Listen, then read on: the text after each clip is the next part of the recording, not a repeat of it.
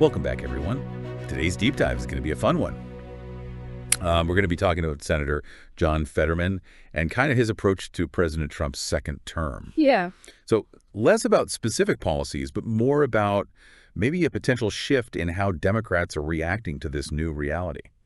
It's really interesting. I think, he's kind of departing from the usual partisan playbook here. And instead of focusing on just opposition, he's really emphasizing, I think, trying to find common ground and put the country first. Yeah. And he's been, meeting with some of Trump's nominees and really stressing this country first philosophy. Basically saying that, opposing the president's agenda is almost like opposing the nation itself. Right. Which is a pretty bold statement, I think, for any Democrat to be making right now. It is definitely, it challenges the traditional notion of what the opposing party does, during a president's second term. Yeah. So let's dig into this a little bit, this country first idea. It is kind of surprising, right? You don't typically see this kind of rhetoric coming from a Democrat, especially in the current political climate. Right. So what do you think could be driving this? Is it purely strategic, or is there something more genuine at play here?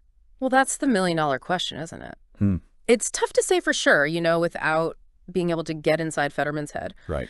But, I think it's important to consider the broader context here. The political landscape has become incredibly polarized in recent years. And, maybe Fetterman sees this as a way to kind of break through that partisan gridlock, appeal to a wider range of voters. Yeah, it could be a way to position himself as more of a moderate. Right. Right, a pragmatic figure. Exactly. But some of his actions suggest that it might be more than just a political calculation. Right. He's not just talking the talk. He's actually, walking the walk, meeting with these nominees. He's met with Kash Patel. He's even said that he wouldn't rule out supporting some of Trump's nominees, even those who might, raise concerns among some within his own party. It's pretty remarkable. It is. And he's gone on record saying that he wants to have conversations with these nominees. Right. Hear their perspective and form an informed opinion, before making any decision. So really emphasizing that open-mindedness and dialogue. Yeah, he's really focused on that personal interaction. Exactly. And so that's what makes this so intriguing. Is this a genuine desire to bridge this divide? Or is it all part of a carefully crafted political strategy? I mean, let's be honest. The political scene is always a bit of a chess game. Always. It is. Yeah. And he's certainly playing his pieces in a very unconventional way. Yeah. He's breaking from that traditional Democratic playbook. And it's really generated a lot of buzz, both positive and negative, as you might imagine. Of course. And let's not forget that Fetterman is, relatively new to the Senate. Right. I mean, he doesn't have decades of political baggage weighing him down. Maybe that gives him more freedom to kind of experiment, try a different approach. Yeah, that's a great point. He might feel less constrained, by those expectations and traditions that kind of often govern how senators behave. Right. And that leads us to another really interesting aspect of this whole situation. Fetterman's advice to his fellow Democrats. Yeah. He's essentially telling them to kind of chill out, right? Accept the reality of a Trump presidency. Don't freak out. Yes, exactly. That seems to be the message. He's urging Democrats to kind of avoid those knee-jerk reactions and focus on finding common ground where possible. It's almost like he's suggesting a whole new playbook for Democrats, in this new political landscape. It is. Instead of just automatically opposing everything, right? Yeah. Let's engage, let's have conversations, and let's see if we can find ways to actually work together for the good of the country. Yeah, it's a pretty radical departure from the way things have been done in recent years, for sure. It really is. And so it raises a really crucial question. Is Fetterman just a lone wolf here, or is he a sign of a larger trend within the Democratic Party? Right. Are we witnessing maybe the first phase of Democrats coming to terms with, and perhaps even accepting the reality of Trump's second term? That's the big question. And to answer that, we need to kind of dig a little deeper into how Fetterman's actions have been received within the Democratic Party itself. Exactly. So let's do it. All right, let's get into it. It's been really interesting to see the range of reactions to this. You have some Democrats who are praising Fetterman, for his willingness to reach across the aisle and see it as a refreshing change from the partisan gridlock that's become so common in Washington. Yeah. They see his country-first message as a way to connect with voters who are just tired of the constant bickering. Yeah, because let's face it, that kind of infighting can be exhausting for everyone, even for those of us who follow politics closely. Absolutely. But on the other hand, you have some Democrats who are really concerned by this approach. They see it as naive, maybe even dangerous, and they worry that by engaging with the Trump administration, Fetterman's kind of legitimizing policies that they strongly oppose. Yeah, it's that classic dilemma, right? Oh, Like, yeah. how do you stand up for what you believe in Mhm. without becoming so entrenched in opposition that you lose the ability to actually govern effectively? Right. Seems like he's trying to walk a very fine line. He is, and it's a line that a lot of Democrats are struggling to define right now. Yeah. I think there's a real debate happening within the party about what the appropriate response to a Trump presidency should be. Right. Should they dig in their heels and resist at every turn, or should they try to find ways to work with the administration when possible? Yeah. And Fetterman's actions have really thrown this debate into sharp relief.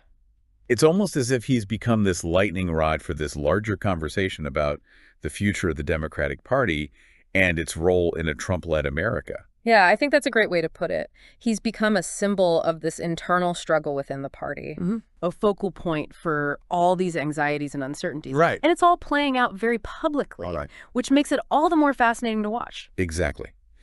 So what does all this mean for you, the listener? Why should you care about this seemingly internal Democratic Party drama? Right. Well, because it's not just about the Democrats. This is about the future of our political system as a whole. Absolutely. If Fetterman's approach gains traction, if more Democrats start echoing this country-first message and this willingness to engage with the Trump administration, it could have a ripple effect throughout the entire political landscape. Right. It could signal a shift away from this hyper-partisanship that has really come to define American politics in recent years, Yeah. It could create space for more dialogue, more compromise, more focus on finding solutions, to the challenges that we're facing as a nation. Of course, it's not that simple. Right. I mean, there are a lot of people on both sides of the aisle who benefit from this current state of political division. That's very true. They don't really have an incentive to change the game. Yeah. Right. Change is hard, especially in something as, deeply ingrained as our political system. Of course. But Fetterman's actions have at least injected a new element of uncertainty, a new possibility into the equation. Yeah. And that's something worth paying attention to. It is. And, one thing that really stands out to me about his approach is this emphasis on conversation. Yeah. He keeps saying that he wants to have actual discussions with people, even those he might disagree with, before forming an opinion. It's almost like he's trying to revive this lost art of civil discourse. And that's a crucial point. And it goes back to what we were talking about earlier, this fatigue that so many people feel with the constant political bickering. Right. It's like everyone's so busy shouting at each other that they've forgotten how to actually listen. Exactly. And Fetterman seems to be pushing back against that. Yeah. He's seeking out dialogue with people who hold different viewpoints, and he's encouraging others to do the same. It's a powerful message, especially in our current climate. It's a reminder that we don't have to be defined by our political differences. Right. We can disagree without being disagreeable. Exactly. We can find common ground even amidst our differences. It's about recognizing our shared humanity, our shared responsibility to find solutions to the challenges that we're facing. And that brings us to the heart of the mystery that we're trying to unravel in this deep dive. Yeah. Is Fetterman's approach a sign of a new era in American politics, one where collaboration and a country-first mentality, become the norm rather than the exception? Right. Or is he just an outlier, a lone voice in this wilderness of partisan division? To answer that, I think we need to step back and look at the broader political landscape. Okay. Is there any evidence that suggests that his approach might be catching on? Are other Democrats starting to echo these sentiments? I mean, it's still early, but there are some glimmers of that happening, right? You're starting to hear like whispers of country-first rhetoric from other Democrats. And more importantly, you're seeing a few senators, who seem willing to kind of buck party lines and engage in, good faith negotiations with the Trump administration on specific policy issues. Yeah, it's subtle, but it's definitely there. Yeah. Like, for example, there's been some bipartisan movement on infrastructure spending. Right. You have a handful of Democrats who are willing to work with the administration to get those projects off the ground, even if it means making compromises that might, ruffle some feathers within their own party. Yeah, and you can't underestimate the power of those, like, practical wins. Right. If these bipartisan efforts actually produce tangible results that could build momentum for more collaborative approaches in other areas. Exactly. Success breeds success. Right. And if voters start to see that their elected officials can actually work together to solve problems, it could really shift the political calculus in a significant way. Yeah, it's like what we were saying earlier Yeah. about the potential for Fetterman's actions to have this ripple effect. Right. If his approach proves to be effective, both politically and in terms of actual policy outcomes, it could inspire others to follow suit. Absolutely. So I guess that brings us back to the central question we've been exploring in this deep dive.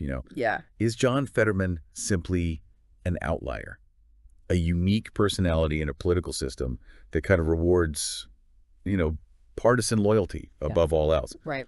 Or is he a harbinger of something new, a sign that the tide might be turning, however slowly, towards a more collaborative and less combative style of politics? It's a fascinating experiment to watch unfold. It really is. And as we've discussed, it's not just about political tactics. It's about fundamental questions of how we as a nation can navigate this era of deep division. Right. And find ways to work together to address the challenges that we face. And for you, the listener, this isn't just some theoretical debate happening in an ivory tower.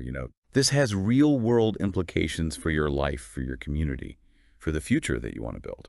Absolutely, because ultimately, the way our political system functions has a direct impact on every aspect of our lives.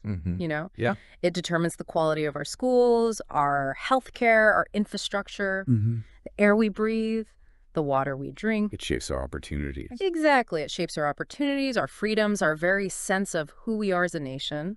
So as we wrap up this deep dive, I just want to encourage you to think about what kind of political future you want to see. Yeah. Do you want more of the same partisan gridlock and bickering? Or are you ready for something different? Right. Are you ready for something more collaborative, more focused on finding common ground? And more importantly, what role are you willing to play in shaping that future? Because as we've seen with John Fetterman, even a single individual can make a difference. Absolutely. So it's a reminder that we all have a stake in this. Yeah. We're not just passive observers. Right. We're active participants in this grand experiment of American democracy. And the choices that we make, the actions that we take, both individually and collectively, will determine the course of that experiment. That's a really powerful thought to leave you with. So, as always, thanks for joining us on this deep dive. It's been a pleasure. We'll see you next time for another exploration of the ideas and trends that are shaping our world.